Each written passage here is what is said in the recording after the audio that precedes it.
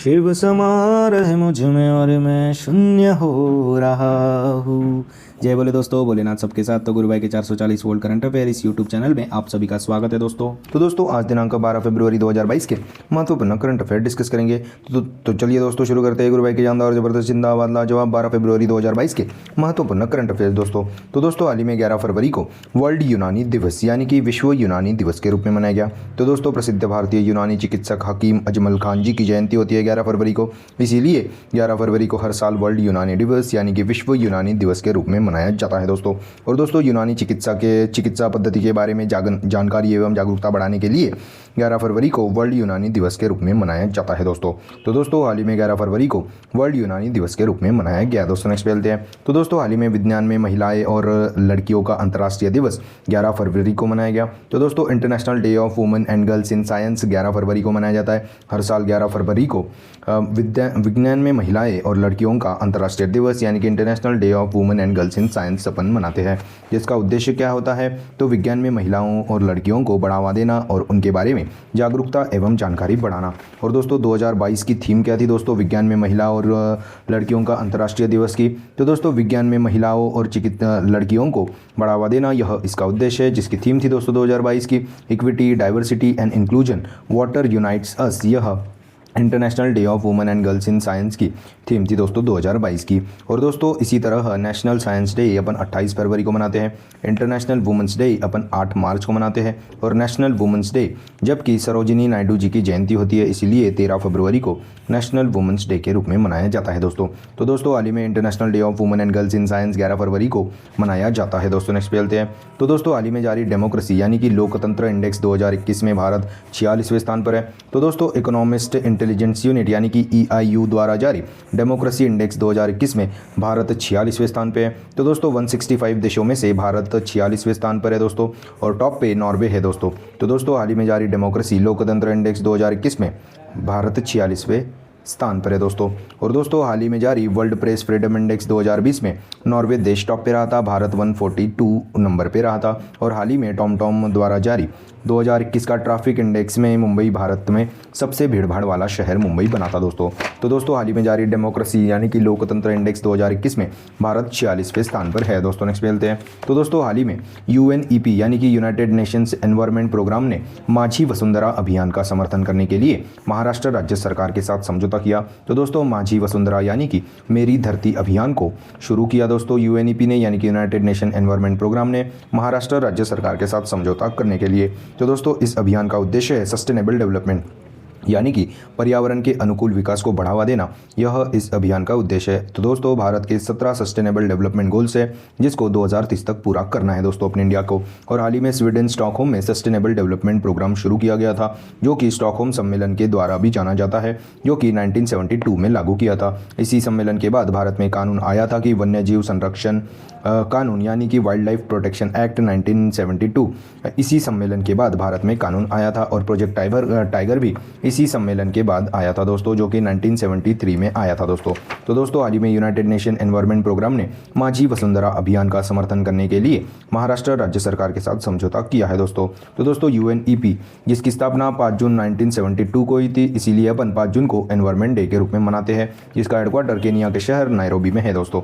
तो दोस्तों हाल ही में UNEP यानी कि यूनाइटेड नेशन एनवायरनमेंट प्रोग्राम ने माझी वसुंधरा अभियान का समर्थन करने के लिए महाराष्ट्र राज्य सरकार के साथ समझौता किया है दोस्तों। नेक्स्ट मिलते हैं। तो दोस्तों हाल ही में अटल टनल को वर्ल्ड बुक ऑफ रिकॉर्ड्स द्वारा 10,000 फीट से ऊपर दुनिया की सबसे लंबी सुरंग के रूप में मान्यता दी गई है। तो दोस्तों हिमाचल प्रदेश का अटल टनल को वर्ल्ड बुक ऑफ रिकॉर्ड्स द्वारा 10,000 फीट से ऊपर दुनिया की सबसे लंबी सुरंग के रूप में मान्यता दी गई है। तो दोस्तों लगभग 9.02 किलोमीटर लंबी अटल टनल को वर्ल्ड बुक ऑफ रिकॉर्ड्स द्वारा 10,000 फीट से ऊपर दुनिया की सबसे लंबी सुरंग के रूप में मान्यता दी गई है। तो दोस्तों लेह मनाली मार्ग पर स्थित अटल टनल है दोस्तों। तो हिमाचल प्रदेश के लाहौल स्पीति घाटी पर स्थित अटल टनल को वर्ल्ड बुक ऑफ रिकॉर्ड्स द्वारा 10,000 फीट से ऊपर दुनिया की सबसे लंबी सुरंग के रूप में मान्यता दी गई है दोस्तों।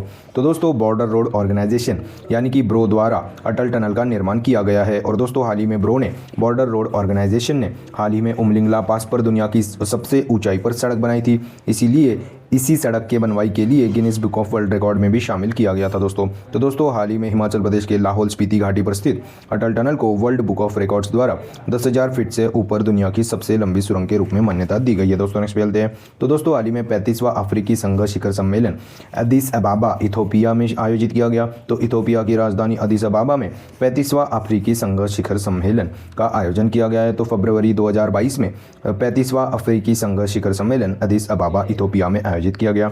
इस अफ्रीका संघ का हेडक्वार्टर भी इथोपिया की राजधानी अदीस अबाबा में ही है दोस्तों। और दोस्तों इस अफ्रीका संघ शिखर सम्मेलन में 55 सदस्य देश है दोस्तों। और दोस्तों हाल ही में इथोपिया के फिर से प्रधानमंत्री बन गए थे अबी अहमद अली जी। और दोस्तों इनको ही 2019 का शांति का नोबेल पुरस्कार भी दिया गया था दोस्तों। तो दोस्तों हाल ही में 35वां अफ्रीकी संघ शिखर सम्मेलन अदीस अबाबा इथोपिया की राजधानी में आयोजित किया गया दोस्तों। तो और दोस्तों 2020 का नोबेल पीस प्राइज़ किसे मिला था? वर्ल्ड फूड प्रोग्राम को 2020 का नोबेल पीस प्राइज़ मिला था। और 2021 में डिमित्री मुराटोव और मारिया रेसा जी को यह पुरस्कार मिला था दोस्तों। तो दोस्तों हाल ही में 35वां अफ्रीकी संघ शिखर सम्मेलन इथोपिया की राजधानी अदीस अबाबा में आयोजित किया गया है दोस्तों। नेक्स्ट चलते हैं। तो दोस्तों हाल ही में मद्रास हाईकोर्ट के चीफ जस्टिस मुनीश्वर नाथ भंडारी जी को नियुक्त किया गया। तो जस्टिस मुनीश्वर नाथ भंडारी जी को हाल ही में मद्रास हाईकोर्ट के चीफ जस्टिस के रूप में नियुक्त किया गया। और हाल ही में भारत में हाईकोर्ट में पहली महिला न्यायाधीश अन्ना चांडी जी बन गई थी, जो कि केरल हाईकोर्ट की पहली महिला न्यायाधीश बनी थी। तो दोस्तों हाल ही में मद्रास हाईकोर्ट के चीफ जस्टिस के रूप में मुनीश्वर नाथ भंडारी जी को नियुक्त किया गया है दोस्तों। नेक्स्ट चलते हैं। तो दोस्तों हाल ही में केन विलियमसन ने ESPN Cricinfo captain of the year 2022 पुरस्कार जीता। तो दोस्तों न्यूजीलैंड के कप्तान केन विलियमसन ने ESPN Cricinfo captain of the year 2022 का पुरस्कार जीता। तो दोस्तों 15वें ESPN Cricinfo captain of the year 2022 का पुरस्कार केन विलियमसन जी ने जीता। तो विलियमसन जी को न्यूजीलैंड टीम को वर्ल्ड टेस्ट चैंपियनशिप जिताने के लिए 15वां ESPN Cricinfo captain of the year 2022 से सम्मानित किया गया। और T20 वर्ल्ड कप 2021 में उपविजेता रनर अप टीम बनाने के लिए केन विलियमसन जी को ESPN Cricinfo captain of the year 2022 पुरस्कार जीता है। और दोस्तों ऋषभ पंत जी को टेस्ट बैटिंग अवार्ड 2022 से सम्मानित किया गया। और दोस्तों न्यूजीलैंड के ही ऑलराउंडर काइल जेमिसन जी को टेस्ट बॉलिंग अवार्ड 2022 से सम्मानित किया गया। तो हाल ही में न्यूजीलैंड के कप्तान केन विलियमसन जी को ESPN Cricinfo captain of the year 2022 पुरस्कार से सम्मानित किया गया है दोस्तों। नेक्स्ट चलते हैं। तो दोस्तों हाल ही में दिसंबर 2024 तक भारत का पहला बुलेट ट्रेन स्टेशन सूरत शहर में बनेगा। तो दोस्तों मुंबई अहमदाबाद बुलेट ट्रेन परियोजना भारत की पहली बुलेट ट्रेन रूट होंगी।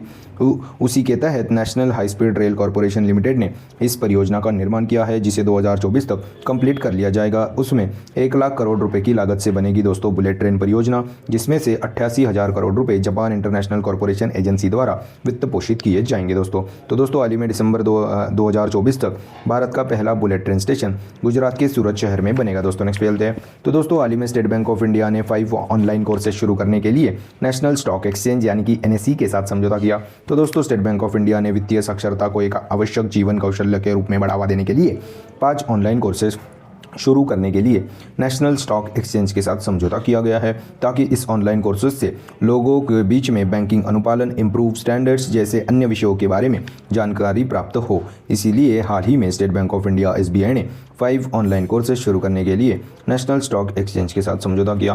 तो दोस्तों बात अभी स्टेट बैंक ऑफ इंडिया की है, जिसका हेडक्वार्टर मुंबई में है, जिसके अध्यक्ष दिनेश कुमार खारा जी है। तो दोस्तों हाल ही में स्टेट बैंक ऑफ इंडिया ने 5 ऑनलाइन कोर्सेज शुरू करने के लिए नेशनल स्टॉक एक्सचेंज के साथ समझौता किया है दोस्तों। नेक्स्ट चलते हैं।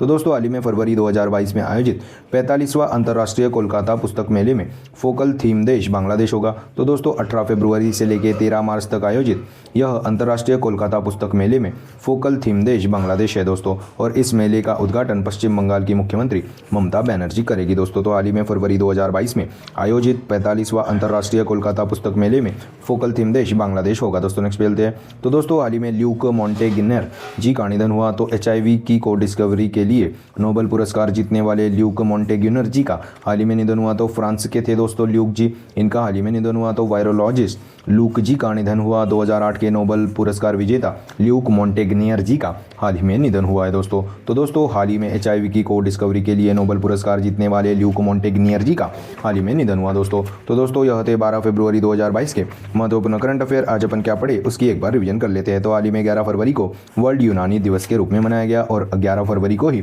International day of women and girls in science के रूप में मनाया गया। हाल ही में जारी डेमोक्रेसी लोकतंत्र इंडेक्स 2021 में भारत 46वें स्थान पे है दोस्तों। हाल ही में UNEP यानी कि यूनाइटेड नेशन एनवायरमेंट प्रोग्राम ने माझी वसुंधरा अभियान का समर्थन करने के लिए महाराष्ट्र राज्य सरकार के साथ समझौता किया। हाल ही में अटल टनल को वर्ल्ड बुक ऑफ रिकॉर्ड्स द्वारा 10,000 फीट से ऊपर दुनिया की सबसे लंबी सुरंग के रूप में मान्यता दी गई। हाल ही में 35वां अफ्रीकी संघ का शिखर सम्मेलन इथोपिया की राजधानी अदिस अबाबा में आयोजित की गई। हाल ही में मद्रास हाईकोर्ट के चीफ जस्टिस के रूप में मुनीश्वर नाथ भंडारी जी को नियुक्त किया गया। हाल ही में केन विलियमसन, जो कि न्यूजीलैंड के कप्तान केन विलियमसन ने ESPN Cricinfo captain of the year 2022 पुरस्कार जीता। हाल ही में दिसंबर 2024 तक भारत का पहला बुलेट ट्रेन स्टेशन गुजरात के सूरत शहर में बनेगा। हाल ही में स्टेट बैंक ऑफ इंडिया ने 5 ऑनलाइन कोर्सेज शुरू करने के लिए नेशनल स्टॉक एक्सचेंज के साथ समझौता किया। हाल ही में फरवरी 2022 में आयोजित 45वां अंतर्राष्ट्रीय कोलकाता पुस्तक मेले में फोकल थीम देश बांग्लादेश होगा। हाल ही में ल्यूको मोंटेग्नियर जी का हाल ही में निधन हुआ दोस्तों। तो दोस्तों यह थे 12 फरवरी 2022 के महत्वपूर्ण करंट अफेयर्स। आशा करता हूँ आपको पसंद आए होंगे। अगर पसंद आए होंगे तो दोस्तों लाइक कर दीजिए, कमेंट कर दीजिए। और दोस्तों ऐसे ही day to day current affair, उनकी रिवीजन क्लासेस और जनरल नॉलेज क्लासेस पाने के लिए गुरुभाई के 440 वोल्ट करंट अफेयर इस ऑडियो चैनल को फॉलो कीजिए। और दोस्तों one liner current affairs PDF पाने के लिए हमारे टेलीग्राम चैनल को भी फॉलो कीजिए दोस्तों। Link is in the description box below. This is Gurubhai signing off. जय शंकर महाराज दोस्तों, जय बोले।